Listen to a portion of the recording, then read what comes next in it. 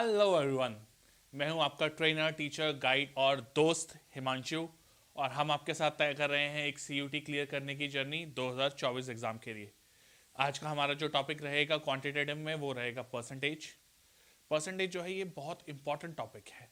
इस टॉपिक की इंपॉर्टेंस इसी बात से कही जा सकती है कि सीयूटी के इस साल के एग्ज़ाम में उम्मीद है कि 3 से 4 क्वेश्चन कम से कम परसेंटेज टॉपिक के आएंगे, जो कि लास्ट टाइम भी हर एग्ज़ाम में से मोस्टली आप ये कह सकते हो दो तीन क्वेश्चन आए ही थे।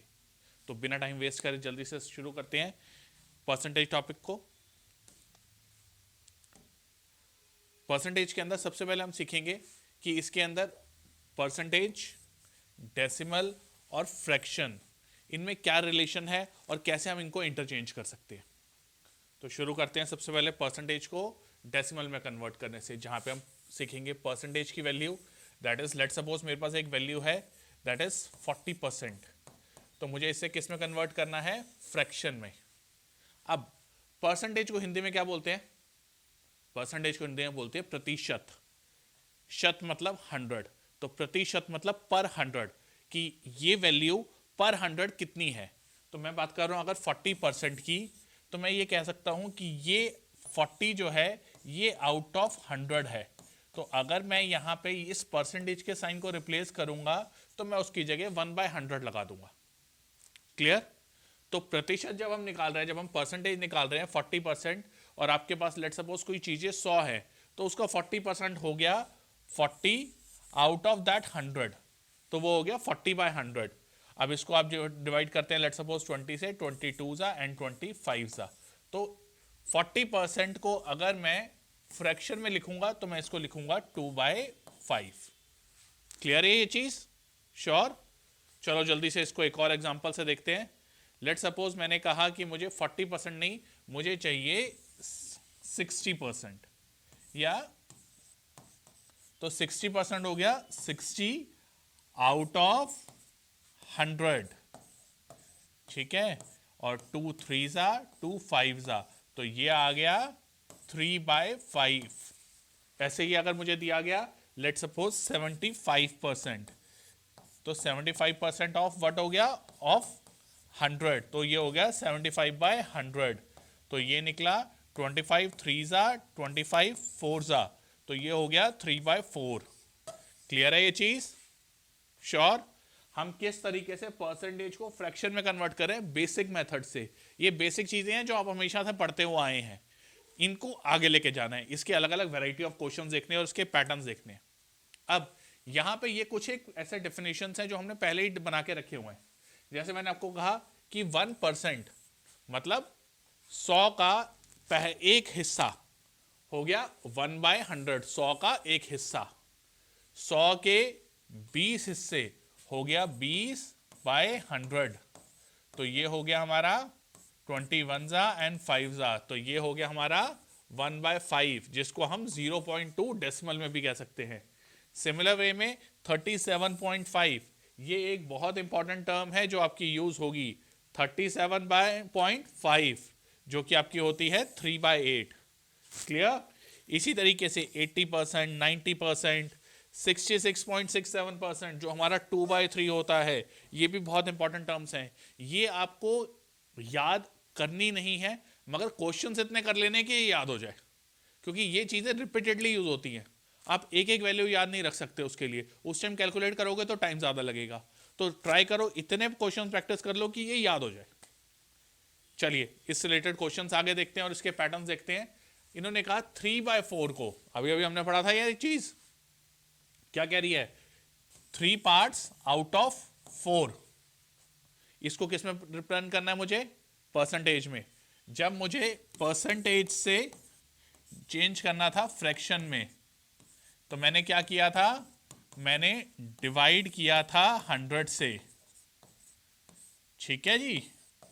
और जब मुझे फ्रैक्शन से चेंज करना है किस में? परसेंटेज में, तो मैं मल्टीप्लाई करूंगा 100 से। क्लियर है? तो यहां पे मुझे 3/4 गिवन है, मैंने इसको मल्टीप्लाई किया 100 से, 425 जा, और आंसर आ गया मेरे पास 75, जो कि है यहां पे सी। क्लियर है ये चीज? श्योर? चलिए जल्दी से आगे चले नेक्स्ट पे। नेक्स्ट क्वेश्चन मुझे कहता है 450 की कितनी परसेंट है 250। चलो इस क्वेश्चन पे आने से पहले, क्योंकि हमें जब परसेंटेज निकालनी है तो इससे रिलेटेड बहुत एक कॉमन चीज है जो आप लोगों ने देखी होगी, मगर कुछ बच्चे आप इसमें जानते होंगे और कुछ इस चीज को लेके आज भी अनक्लियर होंगे। वो कहते हैं कि मुझे गिवन है, लेट सपोज कि एक चीज है 100 रुपए की, ठीक है, सेल लगी हुई है एक XYZ कंपनी में, उन्होंने कहा 50 प्लस 50% प्लस 50% ऑफ। तो मैंने कहा जी 50 प्लस 50 होते हैं 100, तो मुझे तो पूरे 100% ऑफ मिल रहे हैं, और चले गए जी दुकान के अंदर। मगर यहां पे कहानी अलग है, यहां 50 प्लस 50 है। दैट मीन्स अगर मेरे पास आइटम 100 रुपए की थी तो पहले उस पर 50% कैलकुलेट होगा, 100 का 50% हो गया 50, तो ये चीज पे मुझे 50 रुपए का डिस्काउंट मिला, 50 रुपए की हो गई। अब इस 50 का मैंने दोबारा निकाला 50%, विच इज 25 रुपीज। तो इस 50 में से 25 मैंने माइनस किया, तो 50 माइनस 25, मेरे पास फाइनल बचे 25। तो 50 plus 50% of is not 100% of, it's 75% of. Clear है ये चीज? ध्यान रखना, ऐसी किसी भी ट्रिक से कभी मत फंसना, ये बहुत कॉमन चीज है और बहुत सालों से होती आई है। अब इसी चीज से रिलेटेड क्वेश्चन करते हैं जो हमने परसेंटेज निकाली। ये परसेंटेज क्या कह रही है, मुझे बताना है 450 का कितना परसेंट है 250। ठीक है, तो मैंने क्या बताया था, परसेंट कैसे निकालते हैं, कि मैंने कहा लेट सपोज x परसेंट है 400 का, कितना 250। तो मुझे क्या निकालना है, यहां पे x की वैल्यू निकालनी है। 100 मल्टीप्लीकेशन में जाएगा, 400 डिवीजन में जाएगा। उसकी जगह ये भी कर सकते हो, 4 6 24, 10 4 2 10.5, तो 62.5। इनमें से कोई भी आंसर नहीं है, x की वैल्यू है 62.5% है यहां पे। क्लियर? दोबारा देखो, मैंने कहा x परसेंट ऑफ 400 इज 250, ये दो जीरो कट गई, 4 6 24, 10 4 2 8 20, 4 5 20, तो आंसर आया 62.5%।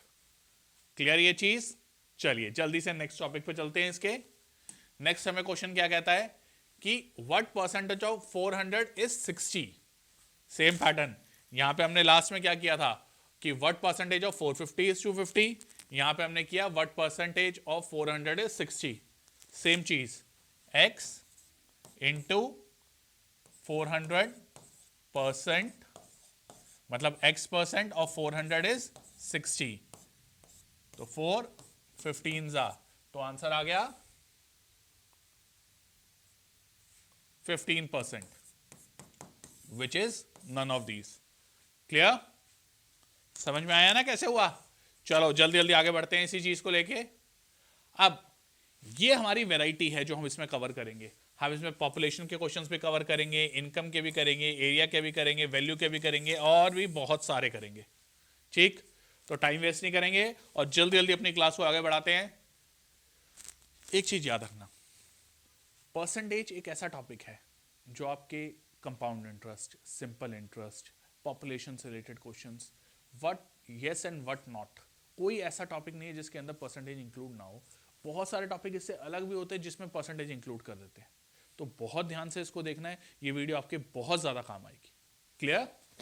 चलिए, वो कहते हैं कि अगर A 10% ज्यादा कमाता है B से, तो B A से कितना कम कमाता है। अब पहले बेसिक अप्रोच देखेंगे कि इस क्वेश्चन को करने के लिए मेरी बेसिक सोच क्या कहनी चाहिए। बेसिक सोच कहती है कि मैंने मान लिया कि B की जो सैलरी है वो है X। अब A B से कितना ज्यादा कमाता है, A कमाता है B से 10% ज्यादा, तो A earns 10% more than B। अब B का 10% कितना है, B का 10% है 10 rupees, 10 divide by X of 100, तो ये हो गया X बाय 10। ठीक है, तो अगर B 100 रुपीज कमा रहा है तो A की सैलरी हो गई 110।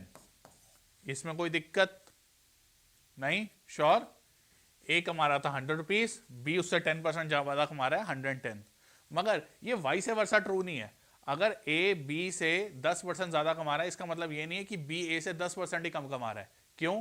क्योंकि यहां डिफरेंस क्या है? यहां डिफरेंस किस चीज का है? यहां डिफरेंस कहता है कि मेरे पास 100 और 110, तो मैं कमा रहा हूं 110 माइनस 100, जो मेरा डिफरेंस आया। कितना गैप है? आउट ऑफ टोटल कितना है? टोटल है 110 और परसेंटेज निकालनी है तो इनटू कर दिया 100। समझ आई ये चीज? ध्यान से देखो, गैप कितना है? गैप 110 माइनस 100, तो ये गैप हो गया, ये टोटल वैल्यू हो गई क्योंकि मुझे परसेंटेज निकालनी है, तो 100 से मल्टीप्लाई भी कर दिया, तो ये आ गया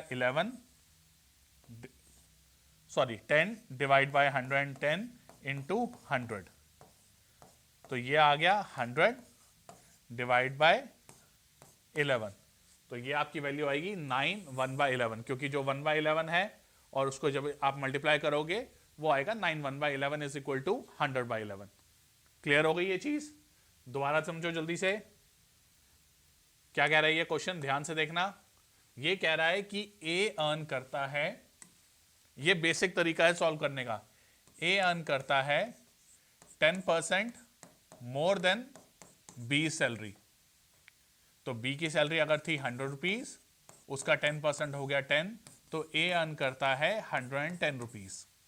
ठीक है, अब बी अर्न करता था 100, अब मुझे निकालना है कि परसेंटेज डिफरेंस कितना है बी में और ए में, तो आ गया 110 माइनस 100 डिवाइड बाय 110, जो ए से रिलेशन में हम निकाल रहे हैं, इनटू 100, तो ये आ गया 10 divide by 110 into 100, which is 100 divided by 110, which is nothing else except 9 1/11। Clear हो गई? श्योर? चलिए जल्दी से आगे बढ़ते हैं इस क्वेश्चन को आगे और लेके। अब इसी चीज को फॉर्मूले से दे दिया, जो मैंने आपको तरीका बताया है वे यही है। वो कहता है जब इंक्रीज वाला निकालोगे कि अगर ए वाई की वैल्यू ज्यादा है x% z से, तो z की कितनी कम है? तो वो है 100 into x divide by 100 plus x, जो हमने किया था। 100 इंटू एक्स कैसे हो गया? x क्या था? दोनों में गैप जो कि 10% था, तो 10 डिवाइड बाय x की वैल्यू क्या है? 10, तो ये हो गया 110 और इंटू 100। यही हमारा पिछली बार आया था, यही यहां पे आ रहा है। सेम अगर रिडक्शन में होता तो कोई डिफरेंस नहीं आएगा, सिर्फ यहां पे माइनस आ जाएगा। क्लियर? तरीका वही है, या तो आप उसको पूरे मेथड से करो या आपको वे पता है सीधा फॉर्मूला लगाओ और आंसर निकालो। क्लियर? चलिए आगे बढ़ें जल्दी से इस क्वेश्चन को लेके।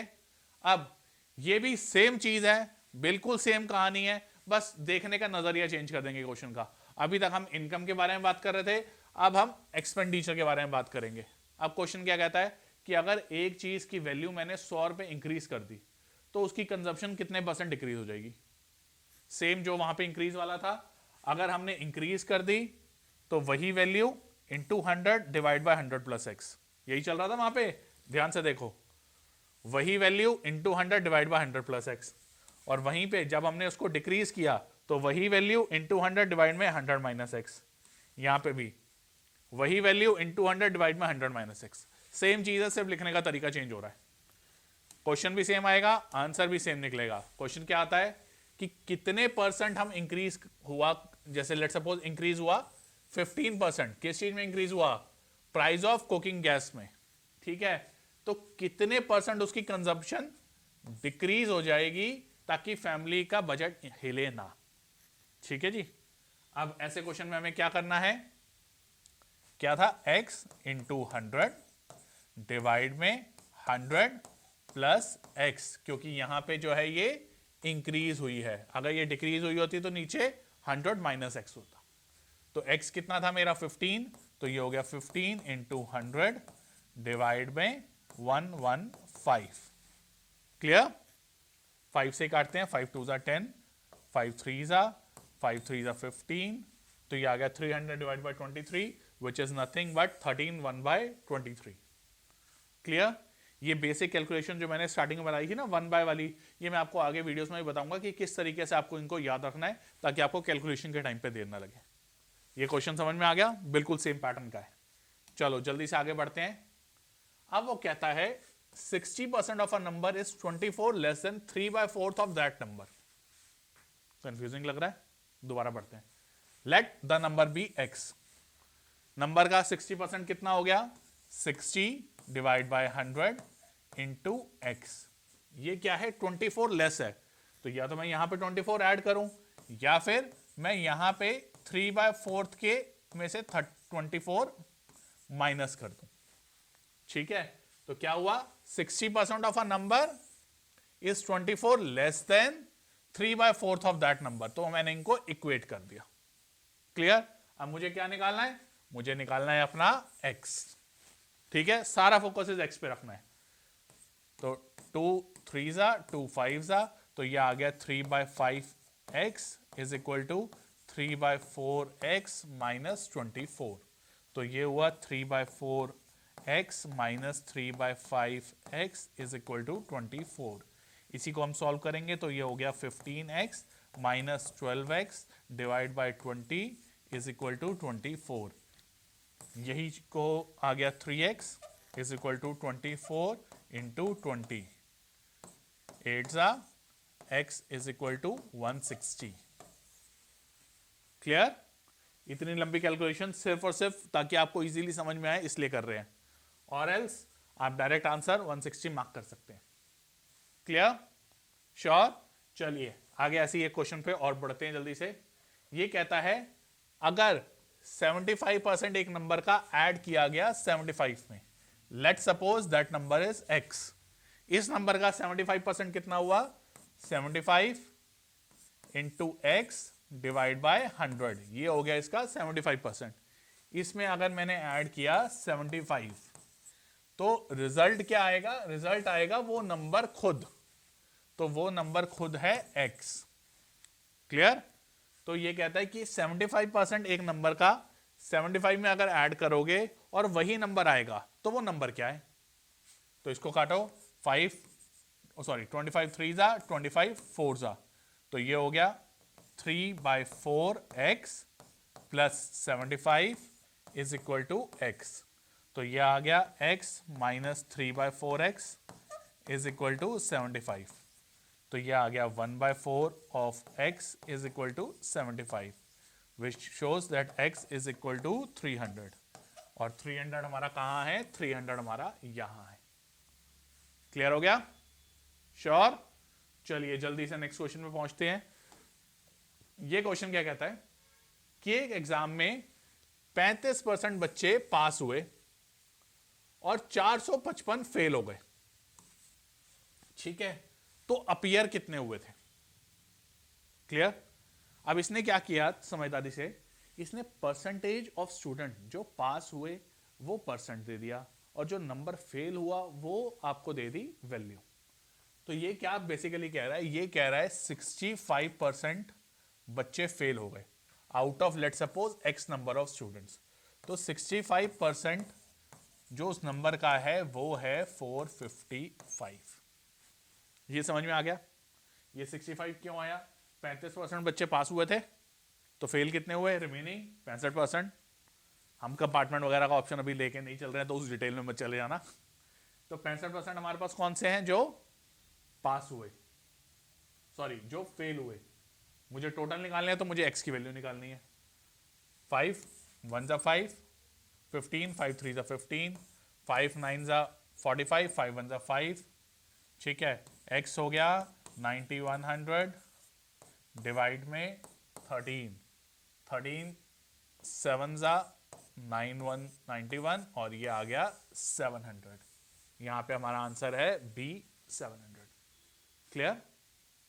क्वेश्चन वही है, सिर्फ और सिर्फ ढंग से ध्यान से उसको देखना है और वो सॉल्व हो जाएगा। ठीक है जी, चलिए आगे जल्दी से बढ़ते हैं अपने 9th क्वेश्चन की तरफ। 9th क्वेश्चन कहता है कि एक रेक्टेंगल को हमने 40% उसकी लेंथ को बढ़ा दिया।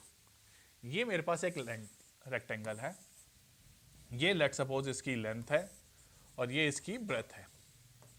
लेंथ को मैंने 40% इंक्रीज कर दिया, ब्रेथ को मैंने 30% रिड्यूस कर दिया। ठीक है, तो यहां मैंने 30% रिड्यूस कर दिया। अब वो कहता है एरिया में कितना फर्क आया, वो 2% इंक्रीज हुआ, वो 2% डिक्रीज हुआ, 10% इंक्रीज हुआ या 10% डिक्रीज हुआ। इसको करने में ज्यादा दिमाग नहीं लगाना, सिर्फ और सिर्फ एक बेसिक सा फॉर्मूला है, वो याद रखना है। वो फॉर्मूला कहता है x plus y plus x y divide में 100। अगर ये फॉर्मूला याद रखोगे, ये क्वेश्चन और ऐसे बहुत सारे और क्वेश्चंस इजीली सॉल्व हो जाएंगे। अब इन्होंने कहा x क्या है, x है मेरा फर्स्ट चेंज, y है सेकंड चेंज। तो फर्स्ट चीज में चेंज कितना हुआ, फर्स्ट चीज में चेंज हुआ 40%। ये पॉजिटिव है तो इसको 40 लिखूंगा। दूसरी चीज y क्या था, रिड्यूस हुआ था, तो वहां मैंने लिख लिया -30। ठीक है, प्लस एक्स वाई, तो ये हो गया 40 इंटू -30 डिवाइड में 100। क्लियर? दोबारा देखो जल्दी से। एक रेक्टेंगल है जिसकी लेंथ को 40% इंक्रीज कर दिया था और ब्रेथ को 30% डिक्रीज कर दिया था। एरिया में क्या चेंज आया? एरिया में चेंज निकालने के लिए फॉर्मूला मैं यहां पे दोबारा लिख देता हूं। फॉर्मूला कहता है x plus y plus x y divide में 100। इसी पे फोकस करना है। अब इस पे जब हमने फोकस किया तो हमारा आया 40 -30 -1200 डिवाइड बाय 100। तो ये आया 40 -30 माइनस में 1200 डिवाइड में 100। ये कट गया, ये आया 10 -12, आंसर आ गया -2। क्योंकि वो माइनस है दैट मीन्स वैल्यू रिड्यूस हुई है। रिड्यूस हुई है मतलब कि 2% हमारा एरिया डिक्रीज हो गया। बी हमारा आंसर है। क्लियर? श्योर? चलिए जल्दी से आगे नेक्स्ट क्वेश्चन पे पहुंचते हैं। नेक्स्ट क्वेश्चन कहता है कि 20% of A income is equal to 30% of B income is equal to 40% of C income. इन्होंने ए, बी और सी तीनों की इनकम को इक्वेट कर दिया और क्या बताया कि इन तीनों की जो सम है इनकम का वो 7800 है। तो वो सबसे पहली चीज तो ये कहता है कि ए प्लस बी प्लस सी तीनों की इनकम का सम है 7800। अब मुझे क्या निकालना है? मुझे निकालनी है बी की इनकम। ठीक है जी।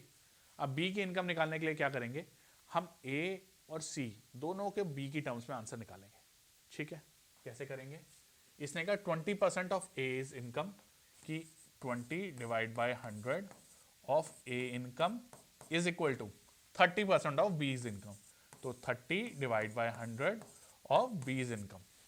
ठीक है, तो इसमें हम ए को बी के टर्म्स में निकाल लेंगे। तो ए कितना आ गया? ए आ गया 3/2 ऑफ बी। क्लियर है? हमें बी की इनकम निकालनी थी, ए आ गया 3/2 ऑफ बी।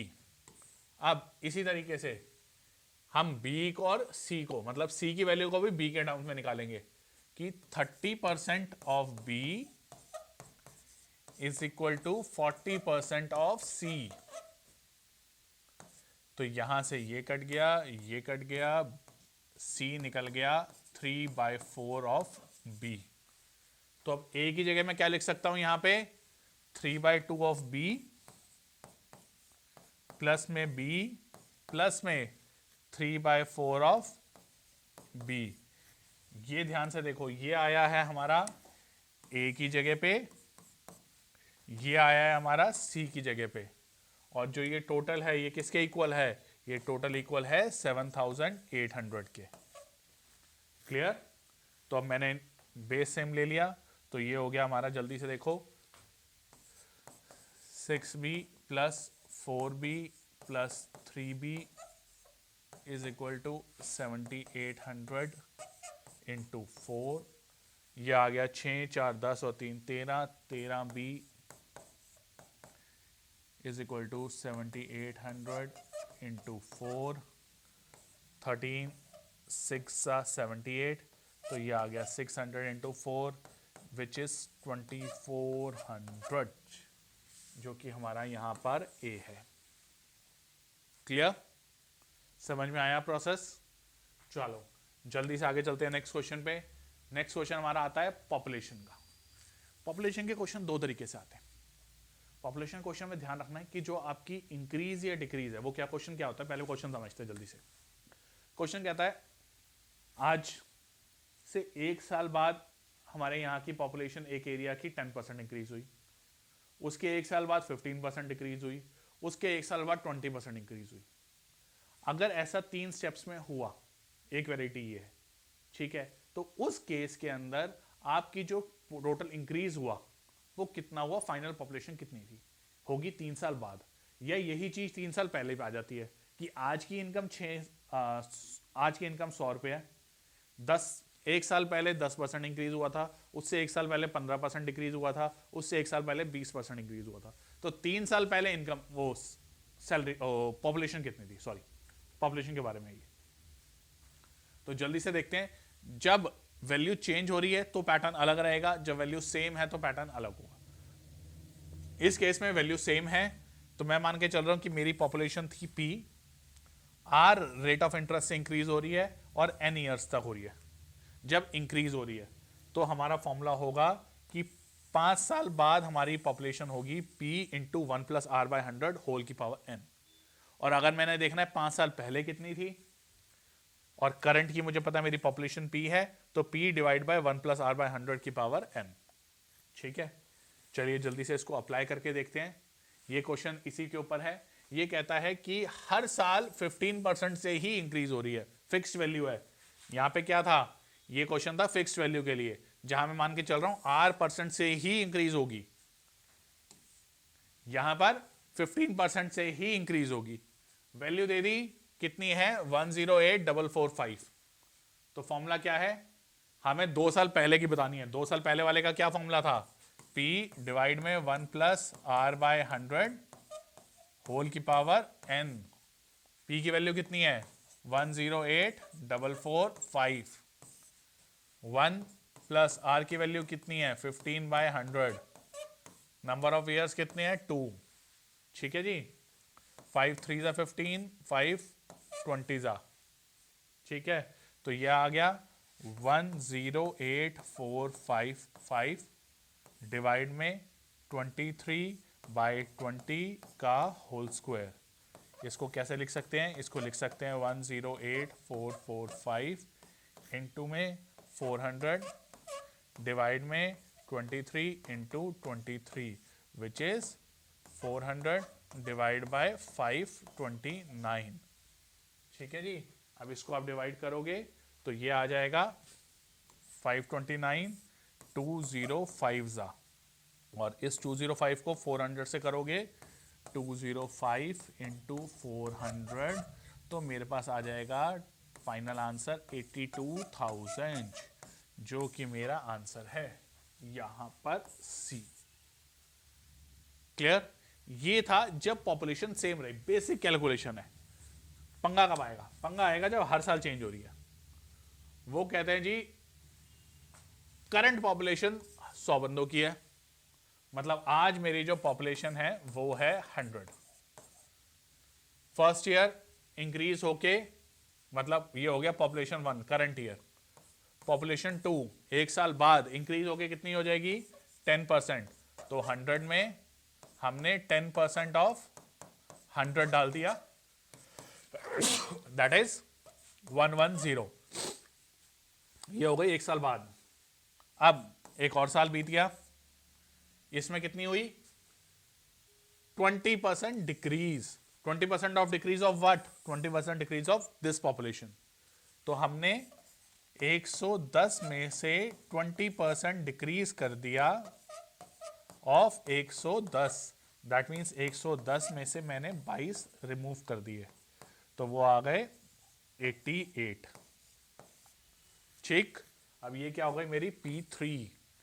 P3 के बाद P4 में क्या हुआ, P4 में इंक्रीज हुआ, दोबारा इंक्रीज हुआ, कितना, 25%। तो 25% ऑफ व्हाट, तो 88 प्लस 25 बाय 100, 25% ऑफ 88। ठीक है, तो ये हो गया 4।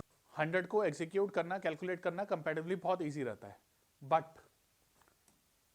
जब हमें एक चेंज करना है, दैट मीन्स वो कहते हैं पहले था 10% इंक्रीज, फिर हुआ 20% डिक्रीज, फिर हुआ 25% इंक्रीज।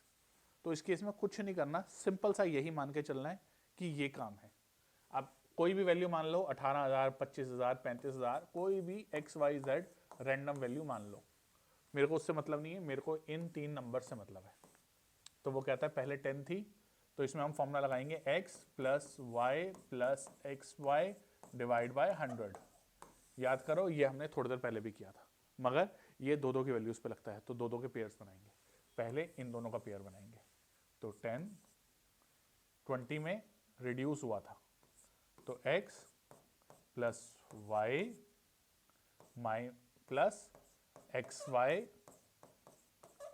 Divide by 100। क्लियर?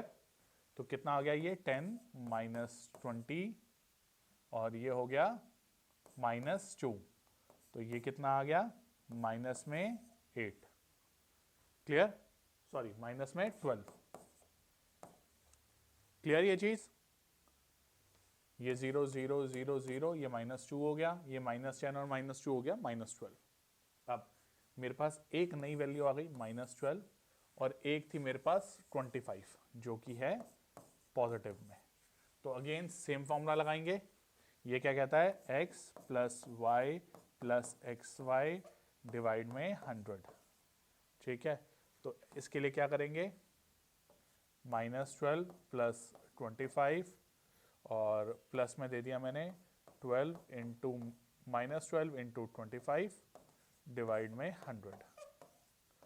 तो ये हो गया 4 ज़ा, ये हो गया 3 ज़ा, तो ये आ गया 13 -3, ये हो गया 10। तो ये है 10% इंक्रीज। अब लेट सपोज वैल्यू थी 35,000, तो 35,000 में कितना इंक्रीज होगा, 10% ऑफ 35,000 विच इज 3,500, तो ये हो गया 38,500। क्लियर? ये पैटर्न है जो आपको फॉलो करना है, जो याद रखना है। ये आपकी कैलकुलेशन भी इजी रखेगा और आपको जल्दी क्वेश्चन सॉल्व कराने में हेल्प करेगा। ठीक है, चलो जल्दी से आगे बढ़ते हैं। वो कहते हैं पेट्रोल का प्राइस 25% बढ़ा, तो अपना एक्सपेंस कितना कम करें कि ट्रेवल हम अपना कितना रिड्यूस करें। ठीक है, हमारे एक्सपेंसेस खर्चे नहीं बढ़ने चाहिए। पेट्रोल का प्राइस 25% बढ़ गया है, अब कितना हमें अपना रिड्यूस करना है कि हमारी कहानी साफ सुथरे तरीके से चल सके। इसका फॉर्मूला सेम वही है जो हमने बिल्कुल स्टार्टिंग में पढ़ा था, अगर आपको याद हो। क्या था वो फॉर्मूला था x into 100 divide by 100 plus x. कहाँ गया,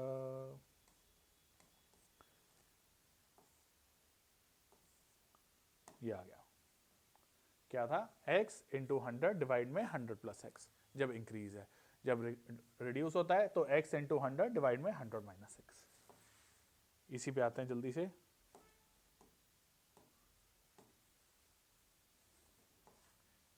चलिए देखो, अब ये कहता है हमारा 25% इंक्रीज हुआ है, तो x इंटू 100 डिवाइड में क्या रहेगा 100 प्लस एक्स। तो x क्या था हमारा 25, तो ये 2500 डिवाइड में 125। ठीक है, 5 2 ज़ा 10, 5 5 ज़ा 25, 5 500 ज़ा 5 1 5 5 ज़ा 500 ज़ा एंड 5 20 ज़ा। तो हमारा आ गया 20% इंक्रीज। सबसे सिंपल कैलकुलेशन, सबसे सिंपल क्वेश्चंस की जल्दी से करेंगे और अगले क्वेश्चन पे पहुंचेंगे। ठीक है जी, चलो अपने लास्ट क्वेश्चन पे चलते हैं जल्दी से। ये कहते हैं एक रिडक्शन हुई 20% की in the price of sugar. तो लेट सपोज शुगर पहले था x रुपीज पर केजी, ठीक है, उसमें से 20% कम हो गया, तो अब उसकी प्राइस क्या हो गया, x माइनस 20% ऑफ x। ये था ओल्ड प्राइस, ये हो गया हमारे पास न्यू प्राइस। ठीक है जी, अब उन्होंने कहा इसकी वजह से जो बंदा है वो 3 kg ज्यादा शुगर ले पा रहा है 120 रुपीज में। ठीक है, तो पहले वो कितने शुगर लेता था, ओल्ड क्वांटिटी कितनी थी 120 divide bye price of sugar. अब वो कितनी हो गई, न्यू हो गई 120 divide bye new price of sugar, तो ये हो गया 1/5, 5 - 1 ये हो गया 4/5x। बट अब वो 3 किलो ज्यादा ले पा रहा है, ठीक है, तो दिस इज इक्वल टू पुराने वाला +3, ठीक है जी। या फिर हम ये लिख सकते हैं कि 120 divide by 4x/5 minus 120/x is equal to 3। बिल्कुल कर सकते हैं चीज, ठीक है। चलो इसको सॉल्व करते हैं जल्दी से। तो इसको सॉल्व करने में क्या हुआ, हमने 5 ऊपर आ गया तो 120 into 5 divide by 4x minus 120 divide by x is equal to 3। तो ये हो गया 120 इंटू 5 हो गया 600 minus 480 is equal to 12x। ये आ गया मेरे पास 120 इज इक्वल टू 12x। तो x की वैल्यू आ गई मेरे पास 10। तो मेरे पास ओरिजिनल प्राइस शुगर का था 10, उसमें 20% रिड्यूस हुआ तो 8 रुपीज़ का हो गया, एंड सो ऑन सारी कैलकुलेशन चली। ये मेजर क्वेश्चंस हैं जो परसेंटेज में पूछे जाते हैं। इसी टाइप के और क्वेश्चंस देखने के लिए हमारे रील्स में हमारे साथ जुड़ें, वहां आपको सारे क्वेश्चन से रिलेटेड और मिलते रहेंगे। स्टे ट्यून्ड, क्योंकि सीवीटी मुमकिन है।